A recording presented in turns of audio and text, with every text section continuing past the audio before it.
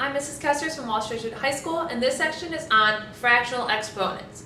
Now, let's go ahead and get started, and I know you get excited about fractions and exponents, so let's see how they mesh together. So I want you to write this expression in radical form. So you have m to the 2/3. Now, what I want you to think about is, if this is going to be your grass right here, now I think this sounds kind of crazy, your 2 is your tree, your 3 is your roots, because it's underneath. Your 3 is your root. So that means when you write your root like this, the 3 goes on the outside because it's underneath, it's your root. Then your m goes in the middle, and then your 2 goes with your m. Okay? Now let's go ahead and write this expression, the cubed root of 5 squared, in exponential form. So you have your 5 as your base, your cube, your 3 is your root, so it goes on the bottom of your fraction, and then your 2 is going to be up on top. Okay? All right, let's go ahead and try some examples. So I want you to perform the indicated operations and then put them in the simplest radical form. Now, what I want you to do is you have the cubed root of x to the 7th. Now, if you look at this, I want you to rewrite this in your fractional form. So we have x, then your 3 is on the bottom, your 7 is on top. Okay? Now, what you do with this is, I want you to rewrite 7/3 as a mixed number. So 3 goes into 7 2 times. So I want you to think of 7/3 is going in 2 times, and you have 1/3 left over. So it's going to be x squared and x to the 1/3. Okay? So you want to rewrite this back into your radical form. So you have an x squared on the outside, then you have the cubed root of x to the 1st left over. All right, let's go ahead and try it again, but instead we're going to have some more numbers with this. Okay? Now, in this one, all right, let's go ahead and just rewrite everything in your fractions.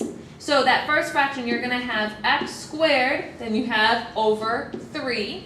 Then you've got y to the 1st over 3. Okay, so it's 2/3 and 1/3 as your exponents. Then you're going to multiply that by x to the 3/5, and then you have y to the 6/5.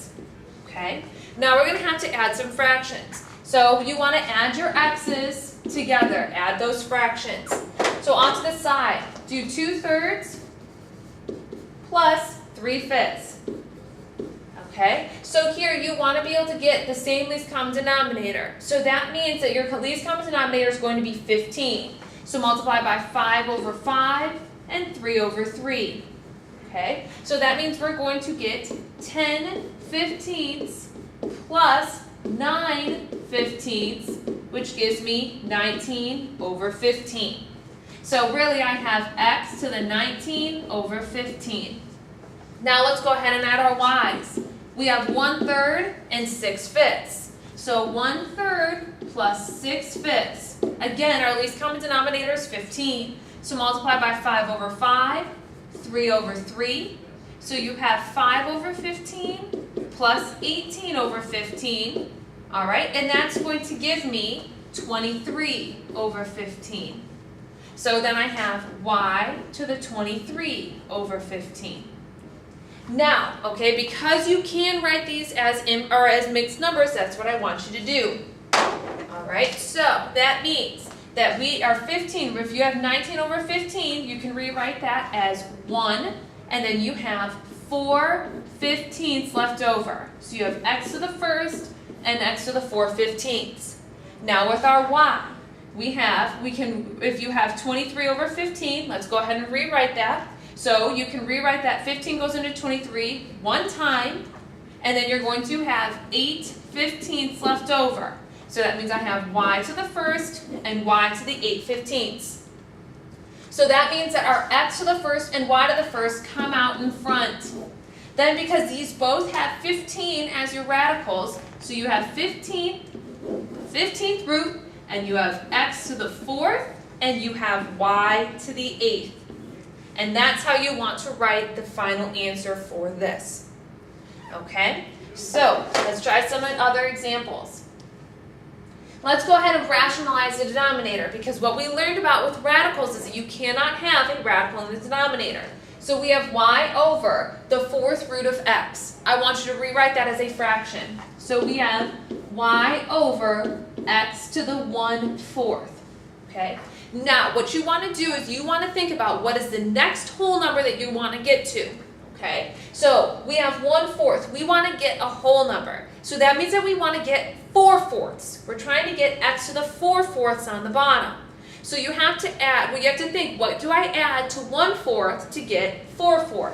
And that means we want to add x to the 3/4 down on the bottom. Okay? So multiply by x to the 3/4.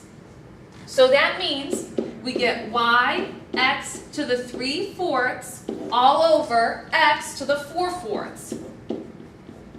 But 4/4 is just 1. That's going to be that whole number. So you can just write it as x on the bottom, but then you have a y out front, and then you have to write this 3/4. You have to put that back into your radical. So that means we have the 4th root of x cubed. So this is going to be my final answer because I got that radical out of the denominator. All right, let's go ahead and try some more. Now, I want you to simplify these expressions, okay? And if you realize it says you can only have positive exponents and you do not want fractional exponents in the bottom. So there's two things that you need to look for, all positive and no fractional exponents in the bottom. So let's work with this one. Let's go ahead and start adding all of our like terms together and multiplying those together. Okay, so with this, you see that you have this 4 just off by itself, so let's go ahead and put 4. Then we have x to the -2 times x to the 1st. Okay, so -2 plus 1 is going to give me x to the -1. Now you'll notice that we have y to the -7/4, y to the 4/3, and y to the 1st. So we need to add all of those together. So you have -7/4 plus 4/3, then plus 1. So let's add those together. Our least common denominator is going to be 12. So you need to multiply by what you want. So we need to multiply here by 3/3.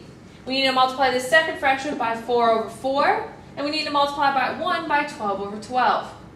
So we get -21/12 plus 16/12 plus 12/12.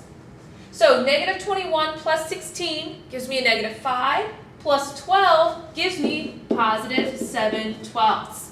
So that means that I have y to the 7/12.